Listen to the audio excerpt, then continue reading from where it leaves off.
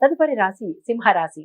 ఈ రాశి వారికి మీ యొక్క నాయకత్వ లక్షణాలు, లీడర్‌షిప్ క్వాలిటీసు, మీ యొక్క పనితనము మీ రంగాల్లో కనపడే అవకాశము, తద్వారా మీరు గౌరవ ప్రతిష్టలు పొందేందుకు, అవార్డులు పొందేందుకు ఈరోజు చక్కని సమయం కాబట్టి, మీరు శత్రువుల మీద విజయాన్ని కూడా పొందే సమయము ఈరోజు. తర్వాత ఆర్థిక లావాదేవీలు చాలా సజావుగా చక్కగా జరిగిపోతాయి. రుణాలు ఏమైనా ఉంటే తీర్చేసుకుంటారు. కొత్త రుణాలు చేసినా కానీ తీర్చేసే అవకాశం కనబడుతోంది. పెట్టుబడులు కూడా మీకు మరింత లాభాలను తెచ్చిపెడతాయి. ఈ ఫలితాలు ఈ రాశిలో ఉండే అందరికీ వర్తిస్తాయి. విద్యార్థులకు కూడా మంచి అవకాశాలు ఈరోజు కనబడుతున్నాయి.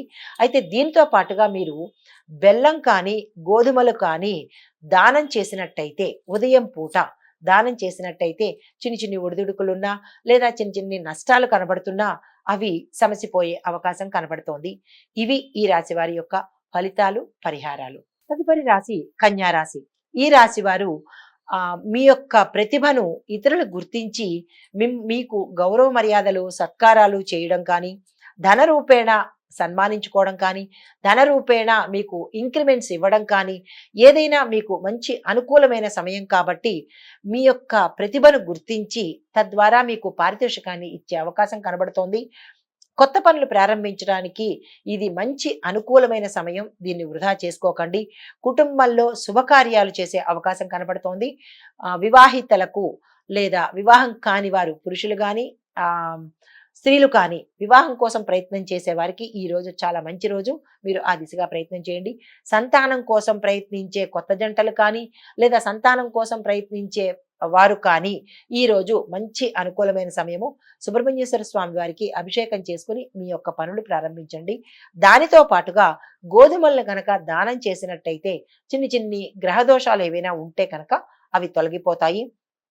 తరువాత విద్యార్థులకు ప్రత్యేకంగా చెప్పదగింది ఏంటంటే విదేశాలకు వెళ్ళి చదువుకోవాలనుకున్నా లేదా మీరు మంచి ర్యాంకులు తెచ్చుకోవాలనుకున్నా గణపతిని ఉదయాన్నే పూజించండి. మీ సంకల్పాన్ని చెప్పుకొని ఆ స్వామివారికి ఇష్టమైన నైవేద్యాన్ని తినిపించండి. ఇది ఈ రాశి వారికి చెప్పదగిన ఫలితాలు, పరిహారాలు. తులారాశి.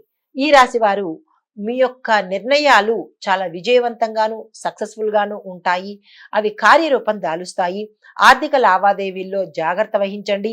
కుటుంబంలో అనుకూలత, భార్యాభర్తల మధ్య అన్యోన్యత నెలకొంటుంది.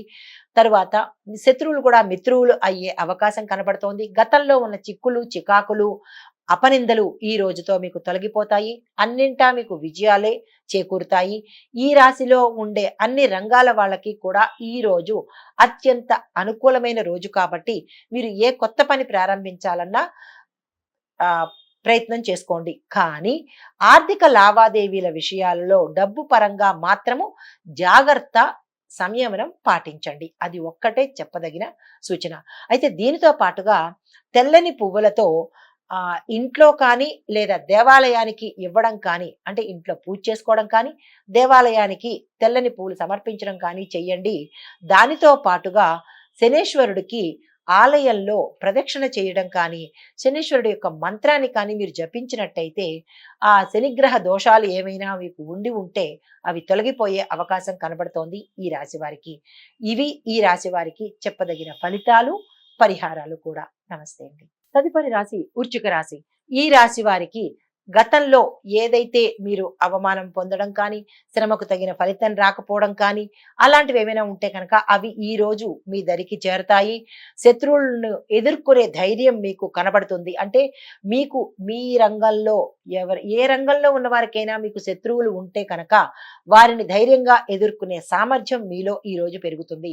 కాన్ఫిడెన్స్ బిల్డప్ అవుతుంది అనమాట. అయితే కుటుంబ సభ్యుల యొక్క మద్దతు తీసుకొని మీరు ఏదైనా కీలకమైన నిర్ణయం కానీ, ఇంపార్టెంట్ అయిన పని కానీ చెయ్యాలని అనుకుంటే మీ కుటుంబ సభ్యులను సంప్రదించండి. వారి యొక్క నిర్ణయం మేరకు మాత్రమే మీరు ముందుకు వెళ్ళండి. లేదు అంటే కనుక అది విడిచికొట్టే అవకాశం కనపడుతుంది. చాలా జాగ్రత్తగా ఉండండి. వాహనాలకు సంబంధించి ప్రమాదాలు ఉన్నాయి. శారీరకంగా ఆరోగ్యానికి సంబంధించినటువంటి రుగ్మతలు, అనారోగ్యము సూచన కనపడుతోంది. ఆరోగ్యం పట్ల శ్రద్ధ వహించండి.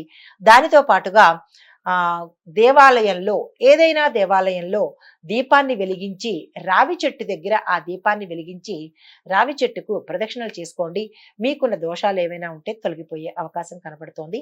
ఇది ఈ రాశి వారికి చెప్పదగిన ఫలితము, పరిహారాలు. నమస్తే. ఈ ఫలితాలు సాధారణ సూచనలుగా పరిగణించాలి.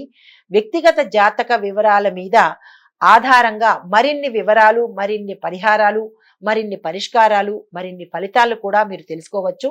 సంప్రదించాలి అనుకున్న వారు మీ దగ్గర ఉండే జ్యోతిష్కులను సంప్రదించండి, లేదా నన్ను సంప్రదించండి. మీ మీ యొక్క సందేహాలను నివృత్తి చేసుకోండి, పరిహారాలను పాటించండి. నమస్తే.